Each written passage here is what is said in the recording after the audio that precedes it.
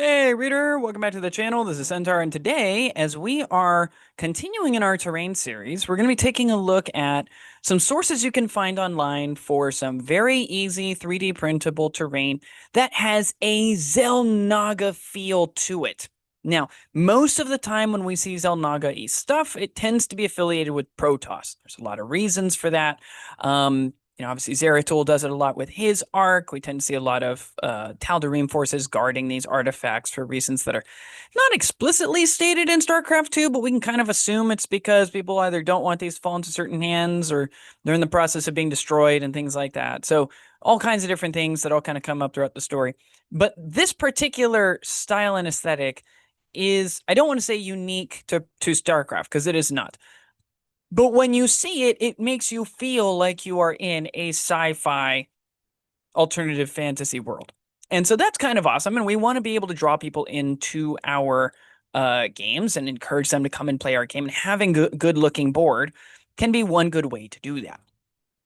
So to kind of start us off, like, what is Xel'Naga themed terrain? Well, for starters, we do have a couple of examples of what planets might look like. So, of course, the big one, because it's got a really epic cutscene, right? That's very, very well animated. You can tell they did this one so that way they could drop it as a potential trailer and people would look and be like, oh, this game looks dope.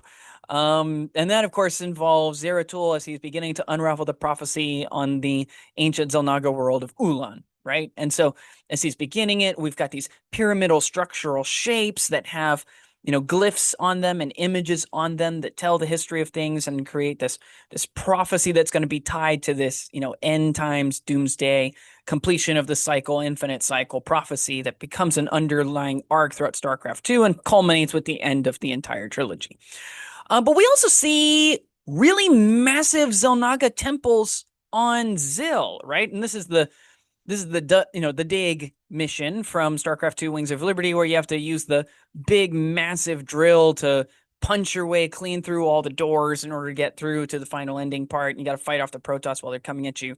And most importantly, for those of us who play Terrans, we finally get our siege tanks, right? Which is a big deal. It's a really big deal. But again, that kind of interesting pyramidal and yet in that case some trapezoidal views aesthetic, right? That tells you this is different. It's even different from Protoss style architecture and design. And then in the novels and the comics that came out and things like that, that were published, I believe, by Simon and Schuster, if I'm not mistaken. So, one of the big ones.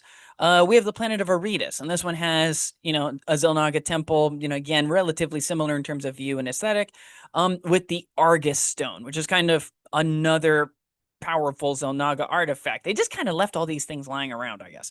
But there it is. And then we also get like some structures and ships that are useful for kind of building the concept of what this aesthetic is going to look like, right? So, we do have other Xel'Naga temples across the games, especially in Legacy of the Void, we come across a number of these. They come across in the comics and stuff. But we also have, of course, the Keystone artifact fragments themselves, right? This is the big StarCraft 2 MacGuffin. It comes up in every part of the StarCraft 2 trilogy. It's a really critical part tied to the culmination of each story arc. And it is weird looking, right? Fundamentally, it's kind of a triangular cylindrical thing, but broken into various and sundry pieces that all unite together to form one cohesive element. But different, right? It's not how humans would shape things. It's also different from the aesthetic and, of course, the Zerg aesthetics as well. It is distinct. In addition, in the Sigma Quadrant, where you get access to battle cruisers in the Wings of Liberty campaign, we have the derelict Xel'Naga ship, right? Which also looks really interesting and seems to have a whole temple on top of it as part of that derelict spaceship. And it also has an artifact in it because, again, apparently artifacts are just being left all over the place. And so kind of like, what are the telltale signs? What is it that's going to help us to know that this is, in fact, Xel'Naga terrain? Well, first of all, again, that pyramidal aesthetic. Okay, they really like their pyramidal style shapes. They don't necessarily have to be pointy bits on the top. It can be a flattened top in some cases. The presence of green glowy lines and veins, especially with like a circle and then lines and then more circles at the bottom, and things like that. Like those come all the place. And most importantly, funky moving bits, for lack of a better term, right? Like things just kind of like move and functionally do different kinds of weird things, and then they punch into each other, and then viola things open up, or things suddenly reveal knowledge or shoot energy or whatever, right? Like that is apparently a fundamental aspect behind it. And that's obviously going to be a little bit hard to do with miniature terrain, but we can follow a number of these principles to find us some very useful things that kind of match that aesthetic. And so at this point, we're going to quickly jump online, and we're going to take a look to see if we can find for you a couple of things that I think would be very fitting. Now, there are, of course, other games that have been along for a very long time. Some of these tabletop war games have even been around longer than Starcraft, for obvious reasons, because Starcraft was originally supposed to be a computer game for another tabletop miniature game. But in this case, as we look at some of the examples, I mean, a piece like this would work out just fine, right? Anything you're looking for, kind of tomb world sort of terrain, if it looks right, I mean, from an aesthetics and view perspective, like it looks great, right? It looks fine. You run something like this, and somebody's going to say, "Oh yeah, this is the remainder of if it ever loads for you all, of a Xel'Naga temple, right? This is part of the walls that were present." And so you can find this one on Cults 3D. You can see what it's called here. I'll try to link to it down in the description below as well, because hopefully that'll be helpful. Okay. But then you also have like whole sets that you can buy. This one comes from Sacros Mundus, who we have highlighted earlier in the series as well. I mean, you look at all of these, literally all of these could look like something from the game. I mean, we even have crystals that you could probably print at like 50%, and they would work as a potential mineral vein if you really wanted to. And you could print out like 6 or 7 of those, put them in a tight little semicircle on one part of the map, and you could pretend like that's a mineral node cluster, right, for a forward base that you could potentially be fighting over. You've got the pyramid aesthetics. You've got the funky wall bits, right? I mean, we even have one that looks like it could be the back section of the Xil temple right over here. It definitely looks like the one on Typhon, where you pick up the second to last piece and you get access to the Banshee, which is also fantastic. So yet another really, really excellent option there. 3D Alien Worlds also has a variety of terrain. This one, I think, works really, really well for StarCraft 1 because, again, you've got that pyramidal shape. 2, you've got some of those interesting pillory sort of shapes. When you look at, like, the times when Artanis and Kerrigan get to roll together and you're commanding them and you're going throughout Xel'Naga temples and stuff, like, this is the kind of aesthetic that you see. You also notice that they have some raised areas. They even got some decent detail on them. You can paint, they've got the lining and stuff like that already done on the side. So if you want to paint it in more glowy bits, and if you want to paint all of the funky nodes and veins and stuff like that, like it's all there, which is really excellent.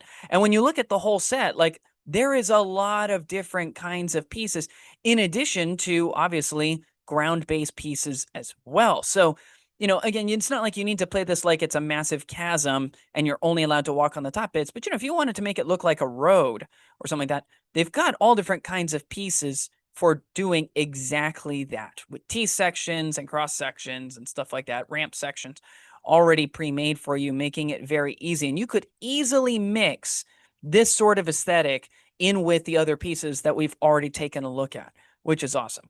And then finally, you can have these massive pieces, right? So in this case, this one's taken from Proto Kraken. And when you look at it, like this could be a nice central piece, actually not too far uncommon from what we saw as the central piece at Eschenspiel when they ended up showcasing StarCraft for the very first time over in Germany. And so, you could very easily print something like this, and this just becomes like the central node of your entire board, and then everything else kind of spirals off of it. It is a relatively expensive piece, admittedly. That being said, it is multi-layerable, right? So, these are all different pieces that you can then use to kind of build together into something. So, you can make it as big or as small, as tall or as short as you want to. They've got little gribbly bits that you can add onto the side for interest. They've got stairs of varying lengths and diameters, which is nice. Yeah, and, other interesting gribbly sort of bits. An interesting way, again, to do stairs to make it look interesting. So, like, you could technically probably just buy this set and then just print all of the pieces in different ways, and that could be your entire aesthetic, right? And so, once again, it's not like you need Xel'Naga Terrain in order to play this game. It's not like it's absolutely essential in order to, get the most out of the game. But I will say, I mean, a lot of boards, they can sometimes be kind of flat, right? And there's a temptation to do that because, it lies down easily and it's easier from a terrain perspective and don't have to worry about models tipping over and things like that. But if you have the ability to add some extra elevation, especially if there are people who have paid for rules that help with bypassing elevation, right? Anybody who has the place ability that allows them to teleport from one place to another, units like, Raptor Zerglings, but also Reapers, I imagine, when Reapers drop. Potentially, if we get the Baneling, the roly-poly Baneling, that allows them to kind of roly-poly up onto cliffs and stuff like that from the evolution mission, all this sort of stuff is going to give them a reason to play, right? And it provides a whole three-dimensional aspect to the game that just makes your tactical decisions so much more interesting and positioning so much more useful. So I would recommend go ahead and take a look at these again. I'll try to leave links to a bunch of these down in the description below so you can see them. Let me know if there are any other things that you have found that are of interest to you, and that you think would work well for terrain, because fundamentally we want our tables to look good. We want them to look interesting. And if you have thoughts, especially for the rest of the community as we're just getting started, please leave those down in the comments below, and I will see you next time.